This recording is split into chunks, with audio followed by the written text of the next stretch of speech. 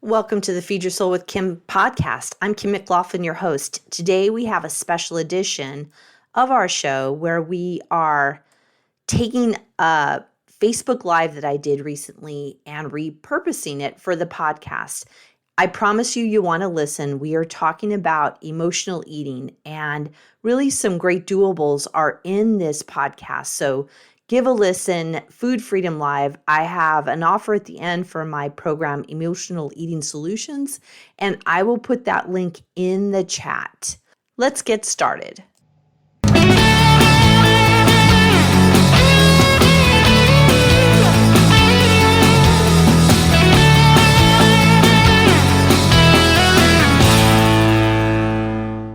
Hi everyone, this is Kim McLaughlin. We are live. This is day 2 of Food Freedom Live. We are getting ready with food freedom, peace with food. I am excited. We had a great day yesterday. This is day 2. Day 2, we're talking about emotional eating. Day 1, yesterday, you can watch the video. It's up. I put it in all kinds of places. I've been sending it out over anybody who signed up for the live. You're getting it over your email. Also, it's live in my Facebook page. And yesterday what we talked about was the dieting mindset and whether it's good or not, and that how we're kind of all caught with it. I actually was just talking with somebody earlier about the dieting mindset and how we grew up with it, and it feels like it just kind of exists all around us. What we talked about yesterday was how to release that dieting mindset, and even more than that, why it doesn't work and how it keeps us caught in this spiral of restriction, binge, shame, restriction, binge, shame. And it goes around and around and around. And that is what we talked about yesterday. And I just encourage you to listen to that. And I'm so happy for all of you that were live with us. Please feel free and please like this video. Give me some comments about how it's going and what you've been learning and what you've been thinking about. I really love hearing that. Or you can email me at info@feedyoursoulunlimited.com and give me some feedback. Let me know what you're getting out of this live. And I want you to be sure to stay till the end. I have a special offer. This all can feel overwhelming, and if I'm talking about getting rid of the dieting mindset, then what in the heck do I do instead? Since we've all been in this kind of bombardment, as I talked about yesterday, of diet after diet after diet, and we don't know what else to do. We literally don't know what to do. So if we say, it goes from restrict at the top of the circle to binge to shame to restrict, well, how do we get off of that cycle? How do we get off of that? And that's what I talk about with people every day. That's what I do, is help you get off of that and into what we call intuitive eating.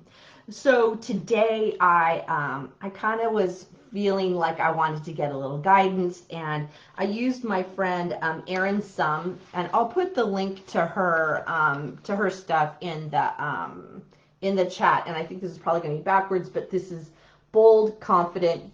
It's called Bold Confident You Unleashed, and it's Cards for Transformation. Erin Sum, SUMM, and she has this fabulous set of cards that I love bringing out, and I shuffle them and ask what is the guidance, or what do I need to know for the day, or what do I need to do for the day. And I love doing that because it keeps me on track for my life and just kind of give me some guidance. So I thank Erin for that, for these cards, and I love them. And like I said, I'll share them in the links in the comments later on.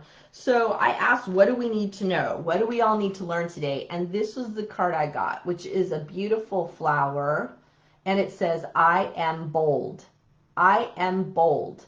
And one of the things I love is all of the pictures that are on these cards. Erin took these pictures herself, and they're just gorgeous. And they have a thought for the day. So our thought for the day is, I am bold. And what she says on the back is affirmation. Repeat this affirmation throughout your day. I am a bold woman. Or I am getting bolder every day. I love that. I am getting bolder every day. And you all that are attending this live, you're getting bolder by choosing to be here and choosing to start something different, to learn something different. So I am bold. That is our thought for the day. When we're talking about emotional eating, today is day 2. It's about emotional eating. A lot of times people will say, I don't think I'm an emotional eater. And then they'll describe what they do, and it's like, yeah, you kind of have emotional eating as a problem. And I think it becomes confusing because we think that if we're an emotional eater, that means, oh, I notice I have this feeling, and then I notice that I eat. And it's not that simple. I think it becomes much more kind of ingrained in how we live our life, and we just eat for emotional reasons, but we don't realize it. So I got a list here. I'm going to read I'm going to read them. The list of some ideas of how do you know if you're an emotional eater. First, you eat when you're not hungry. And that is can be that to me is the starting spot for emotional eating, is eating when you're not hungry. So that's the first one. How do you know if you're an emotional eater? Eat when you're not hungry. Using food to make you feel good. Using food to make you feel good. The third one is using food in situations where you feel uncomfortable. Fourth is eating to overfull. Fifth is feeling ashamed when you overeat. Do you feel ashamed when you overeat? And the sixth one is feeling bad about your body. There are a lot more questions that I have, but those are some of the big ones that I thought I wanted to address today.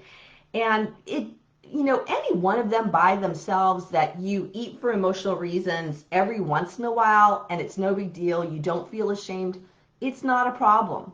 What I'm talking about, and the people that I work with, resonate with all those 6 and then even more. And what it is putting together that more often than not, I eat to overfull. More often than not, I don't feel good. Or I have all of those 6 questions are like, yeah, that's me. And you feel that it's a problem. You feel that it's a problem, and it's important to notice that it's a problem, because then we can start addressing it. And it's a problem that is ongoing. It isn't kind of transient. I know that there are people that have been emotional eating over the pandemic, and there's been a lot of talk about weight gain and emotional eating. Well, there's been a lot of emotions going on, and we've had to kind of figure out how in the world do we manage this new world of the pandemic and feel good. And we do overeat at times to make us feel good. It works.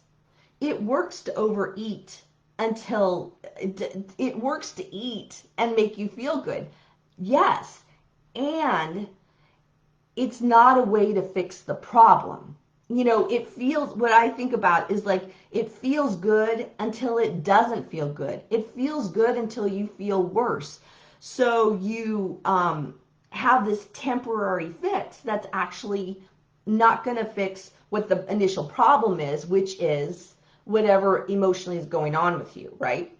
We eat because of something's going on inside of us. We eat to overfull, but if we don't make the connection back to what led us to overeat, it's no good, you won't be able to figure out anything different. This is why diets don't work, is because they just identify that just eat this amount of food, just eat this kind of food, eat this many calories, and then you'll be fixed. And what happens is when you stop that restriction, right, then we binge because we have feelings, we have things going on that feel sometimes out of control, and we want to figure out how to fix it. So I'm here to think about, or to help you figure out, are you an emotional eater, and then what in the heck do we do about it?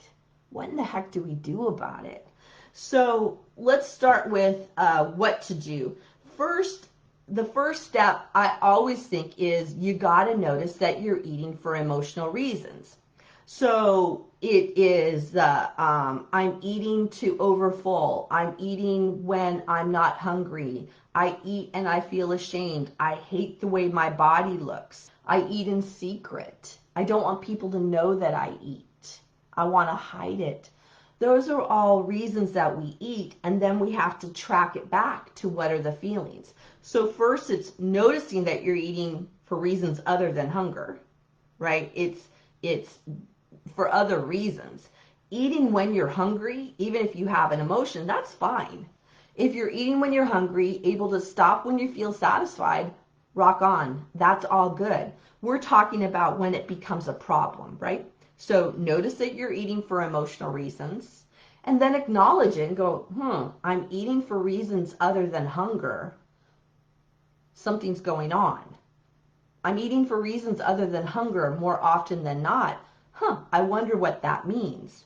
And then we start, what it is the way I look at it and talk about it with people is like, you have this instance of overeating, and so tracking it back to go, well, what was happening before that? And how am I feeling? And that becomes having that check-in. I go to, oh, honey, what's going on? I talk about it in terms of being that good parent or that good aunt or that good cousin or good friend who says, honey, something's going on. What is it? And that we do this to ourselves. It's like this way of reparenting or being that helper for ourselves and going, what's going on? You're eating to overfull and you don't feel good right now. What's going on? What's been happening? And what's interesting to me is that when we take that moment of feeling bad about overeating, we track it back to the food, and then we track it back to the emotions. That's where the power is. Because what diets do is they just take care of the eating part and just say, just don't do that. Well, I'm saying, let's notice it and then figure out what it's about and do something about what it's about. So it's really connecting to what happened before the overeating happened, connecting to those feelings that were happening before. And I kind of take it kind of simply. There are hundreds and hundreds of feelings that I can give you a long list about feelings. And I like to think about sad, mad, glad, anxious, bored, lonely, tired. So those are ones I think about. Overwhelmed, frustrated are often a little offshoot of anxiety. So I think, or kind of go back into the asking myself, how am I feeling? What's going on? And what I want to challenge you is to really use a feeling word. I feel that would be more of a thought. I feel that I'm uncomfortable. No, it's like, I feel uncomfortable. Okay, so you felt uncomfortable, and that led you to overeat. And then we go back to that, rather than what do I need to do about the food, because we can take care of that as a diet. But I tell you, the power and the kind of integration of doing it differently comes when we go, oh, it's because I felt anxious. Well, what's going on about that? And what do I need about the anxiety? Right? Rather than what do I need about the food? What do I need to do about the feeling? What do I need to do about the feeling? This is where we get tripped up, because we're not doing things, or we're trying to do something. We're trying to put food in the place of caretaking about the feeling, right? The feeling came first, then the food. So if we're using food to take care of feelings, that's a false premise, right?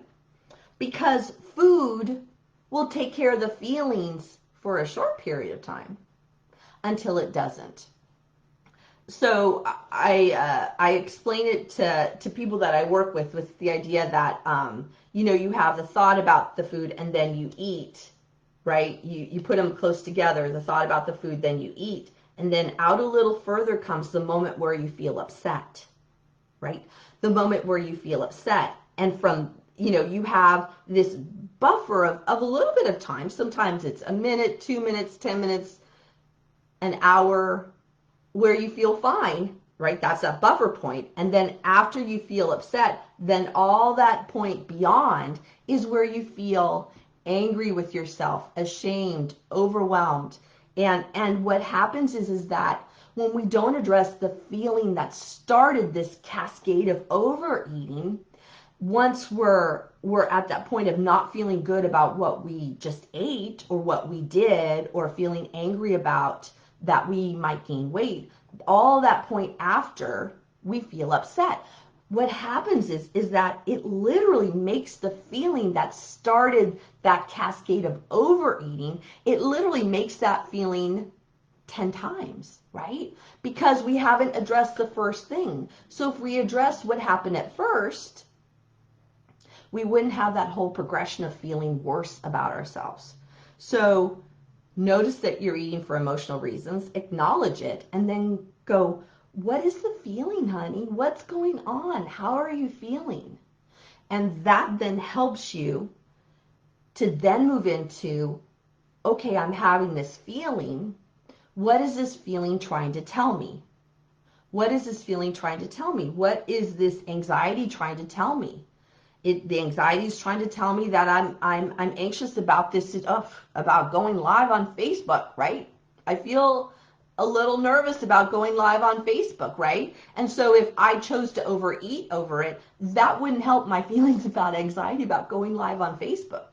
So then, instead of the eating, what do? We have to have a way to take care of those feelings, right? What are some things? So I felt nervous. I often feel nervous when I go live for a video. I just do. I'm nervous. I call it nervous excited. Nervous excited. I learned that from a person I knew a long time ago who he would go sing, and he said he feels nervous excited. Well, I feel nervous and excited. So what do I do with that nervous excitement? Before I came on, I was kind of, moving my body, because that gets my energy out, that gets the anxiety out. Also, I pulled a card to keep me focused. My I am bold card helped me keep focused. That's another tool that I used. I thought about how excited I am to talk with all of you and share this information. I told my husband a little bit ago that I'm going live and how excited I am to share this info. So do you see, I use my wellness toolbox. I use the things that I have in my toolbox to begin to help me lessen the anxiety, right? So then I can come on, and then I won't have an instance later of overeating because I feel anxious, or I felt anxious coming into this live. So if I deal with, get this, if I deal with the feelings first, the likelihood that I'm going to overeat is a lot less because I've dealt with the feelings. Overeating for feelings never helps the feelings in the end. It gives you a nice little buffer, yes, but overall it doesn't help. So what we talk about then is developing what I call this wellness toolbox. And I then pull out for my whatever the feeling is, what's in my toolbox. Today I told you in my toolbox was for my anxiety, I pulled out doing one of my cards. I pulled out being a little, kind of getting some of the energy out. And I pulled out from my toolbox telling somebody that I'm feeling excited and that I'm going live. And so I used those to help lower my anxiety. And I want you to consider today, as we're talking about emotions, to start noticing, are you an emotional eater? Do you meet that criteria of what I talked about? Actually, I'll post it in the chat. I'll post that list of, are you an emotional eater, that list that I just had. I'll post that for you so you can look back over and see if any of those fit for you. So noticing it, acknowledging it, stating what the feeling is, asking what those feelings are trying to tell you, and then what can I do? What can I do? There are a lot of things I find that are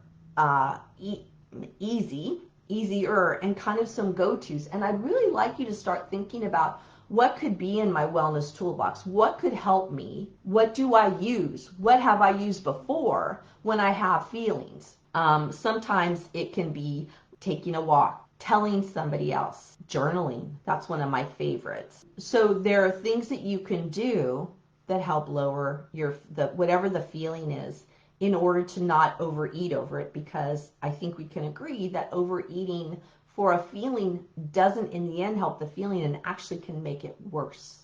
right? So when we talk about emotions, it's simple, it's just not easy. I love that from the 12 steps. It's simple, it's just not easy. And what happens is that emotions are really one of 6 components of what I call feeding your soul. And we talked about yesterday the physical, which has to do, part of the physical is around dieting and the dieting ideas that we've had. The second component is what we talked about today, which is emotions. The third component is the mental component, which is all of the things that go on inside your head, the negative self-talk, the things that set you up to overeat, the thoughts that set you up to overeat.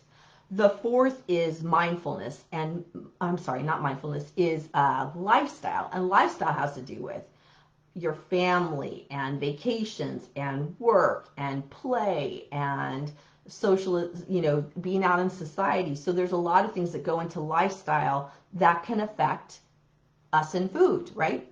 And then the fifth one is mindfulness, and it's about being in touch with your body and being mindful. And actually, hint, hint, tomorrow we're going to talk about mindfulness, one of the most underutilized tools and components that we can use in order to look at overeating and emotional eating differently. And the sixth component is self-love.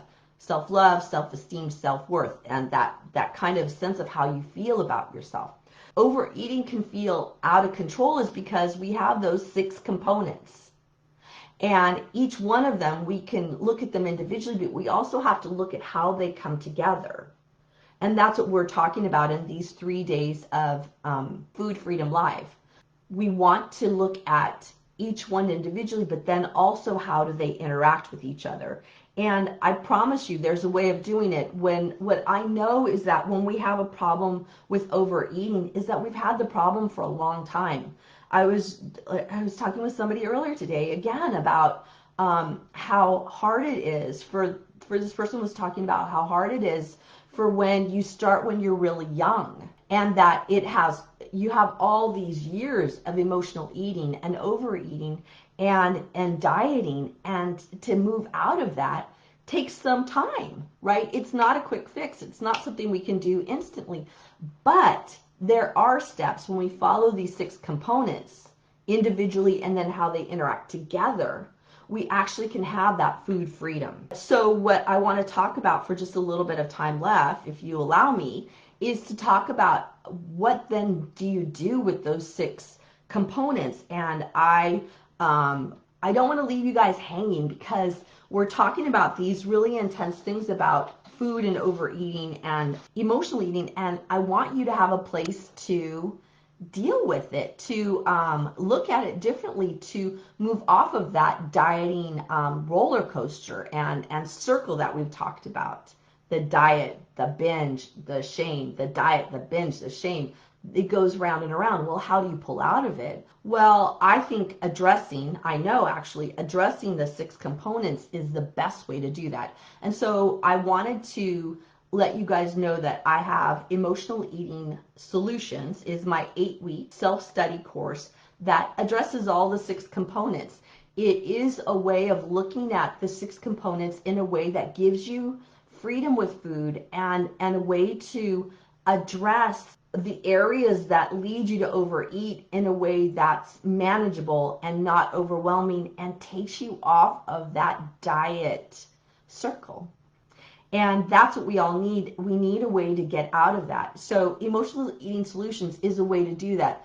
And it's super affordable, you guys. I was going to raise the price at the beginning of the year, and I didn't, because I knew I was going to do this live, and I didn't want to increase the charge. It will, as the year goes on, we will increase it. But for right now, it's super low cost. It's $197, and it's $197 for 8 weeks self-study, all the 6 components, so you can get more freedom with food.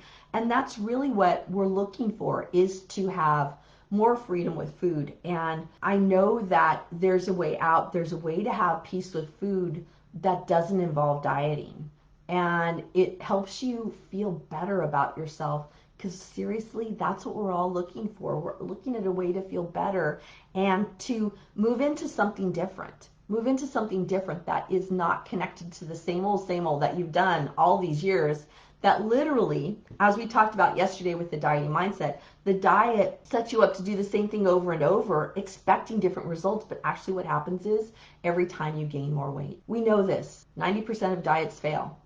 And what happens is we gain weight. I know that, you know that. So I want to offer something different. Emotional Eating Solutions is the do-it-yourself self-study course that really will help you get in a different group. So your homework for today is start looking at what feelings are leading to eating, leading to overeating, and what is your toolbox? What are some things you can do differently or that you have done differently? I gave you a lot of suggestions about what you could do and what I've done. So look at, are you eating for emotional reasons? What emotions are they? And what is it trying to tell you? And what can you add in the place of food for those emotions to take care of those emotions so you then don't need to overeat? It's really doable. It just takes a little time, and I want you to know that one of the benefits about being in the Emotional Eating Solutions self-study course is that it gives you the roadmap to do this. It gives you more of the roadmap. This is a starting spot. Today is a super important starting spot,